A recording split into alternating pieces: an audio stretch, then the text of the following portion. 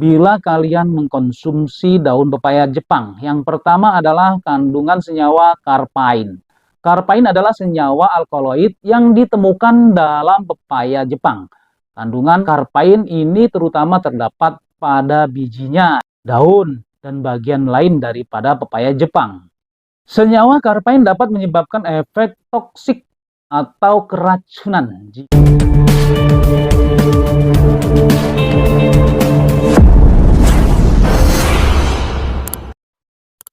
Assalamualaikum warahmatullahi wabarakatuh. Salam sejahtera bagi kita semuanya. Salam Om Swastiastu Namo Buddhaya. Salam kebajikan, Sampurasun, Rahayu, Rahayu, Rahayu.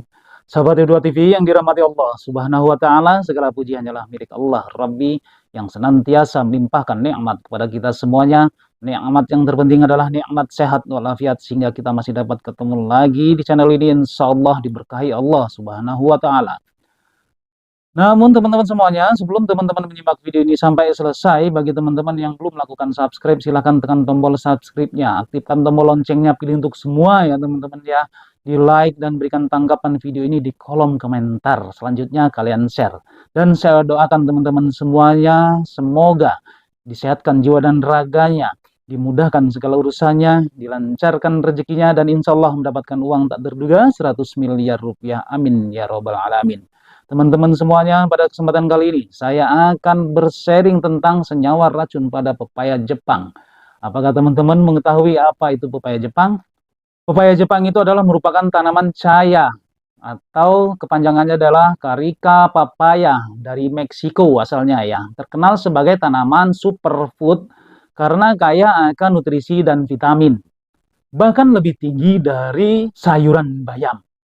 Wah, luar biasa. Seperti ini gambar pepaya Jepang tersebut ya. Saat ini sudah banyak orang yang memanfaatkan tanaman pepaya Jepang, yaitu daunnya untuk dibuat sayuran ya. Meskipun pepaya Jepang memiliki beberapa manfaat bagi kesehatan yang terkenal ya, namun perlu diingat bahwa daun pepaya Jepang mengandung senyawa yang dapat berpotensi beracun bagi kesehatan manusia. Bagaimana sih pepaya Jepang kan enak? Memang betul sekali ya, enak sekali untuk pepaya Jepang apabila disayur dengan proses yang benar. Oke, berikut ini kita lihat terlebih dahulu beberapa kandungan berpotensial yang perlu dipertimbangkan bila kalian mengkonsumsi daun pepaya Jepang. Yang pertama adalah kandungan senyawa karpain. Karpain adalah senyawa alkaloid yang ditemukan dalam pepaya Jepang. Kandungan karpain ini terutama terdapat pada bijinya, daun, dan bagian lain daripada pepaya Jepang. Senyawa karpain dapat menyebabkan efek toksik atau keracunan jika dikonsumsi dalam jumlah yang besar. Misalnya sebaskom gitu kalian makan sendiri. Dan sebagian besar efek ini berfokus pada sistem saraf. Gejala keracunan bisa meliputi mual ya, muntah, diare, bahkan efek lebih serius seperti gangguan saraf. Bisa jadi kalian mudah sekali lupa atau pelupa.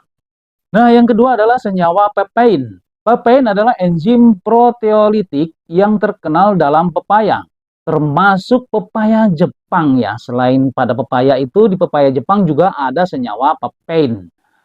Meskipun peptide sendiri bukanlah zat beracun dalam dosis yang normal dikonsumsi ya, namun bisa menyebabkan iritasi pada saluran pencernaan jika dikonsumsi dalam jumlah besar atau oleh individu yang peka terhadap enzim ini. Apalagi kalian mengkonsumsinya daun pepaya Jepang ini secara mentah, dijamin kalian akan merasakan gatal-gatal di tenggorokan.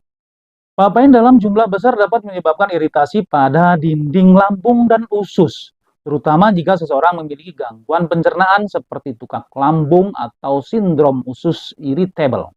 Beberapa individu dapat mengalami reaksi alergi terhadap pepaya Jepang, terutama jika mereka peka terhadap peptide atau komponen lain dalam buah pepaya Jepang. Gejala alergi bisa termasuk kulitnya yang ruam-ruam, gatal-gatal, atau bahkan sesak nafas dalam kasus yang lebih serius lagi. Kalau nggak percaya, kalian ambil daun pepaya Jepang, getahnya dioleskan ke tangan. Dijamin itu gatal banget.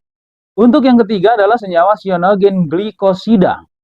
Sianogen glikosida merupakan senyawa yang dapat merubah wujudnya menjadi hidrogen sianida.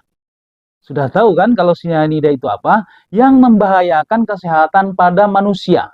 Padahal sifat antioksidan pada daun pepaya Jepang sebenarnya dapat menangkal radikal bebas atau racun-racun yang termasuk dalam tubuh kita atau tubuh manusia. Tapi teman-teman semua jangan khawatir, pepaya Jepang tetap aman dikonsumsi jika sudah dimasak dengan suhu dan waktu selama minimal 17 menit. Sehingga cyanogen glikosida yang terkandung dalam daun pepaya Jepang dapat terurai dan hilang menjadi uap air yang tidak berbahaya lagi. Jadi aman. Meskipun demikian, tetaplah harus dihindari untuk mengkonsumsi daun pepaya Jepang yang mentah atau merebusnya kurang dari 17 menit.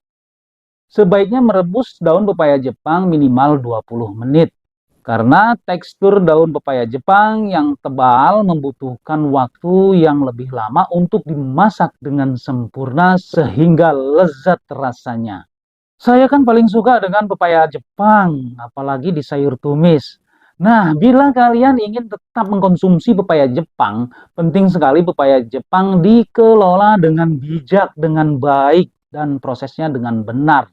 Yang pertama, pastikan untuk membuang biji dan bagian lain dari pepaya Jepang yang mengandung karpain, seperti daun bagian yang berwarna hijau terang. Kemudian batasi konsumsi pepaya Jepang dalam jumlah yang moderat untuk menghindari potensi efek samping yang tidak diinginkan. Bisa jadi mules-mules ya, atau radang usus. Khususnya bagi kalian yang memiliki riwayat alergi atau masalah kesehatan tertentu, konsultasikan dengan ahli gizi atau dokter untuk memastikan pepaya Jepang aman untuk dimasukkan ke dalam diet kalian. Jadi, kelolalah pepaya Jepang dengan baik dan benar. Nah, bagi teman-teman yang ingin membudidayakan tanaman pepaya Jepang, dapat dilakukan dengan dua cara, yaitu vegetatif dan generatif. Cara vegetatif adalah dengan cara mengambil organ atau bagian tubuh dari tanaman pepaya Jepang tersebut dengan mengambil dua jengkal yang dewasa ya, seperti kalian menanam pohon singkong. Penanaman pepaya Jepang dengan cara vegetatif lebih cepat karena dalam waktu 1-2 minggu pepaya Jepang sudah dapat menumbuhkan daun yang baru dan dapat tumbuh tinggi bahkan melebihi atap rumah kalian. Jadi pepaya Jepang memang kaya akan nutrisi yang sangat baik bagi kesehatan.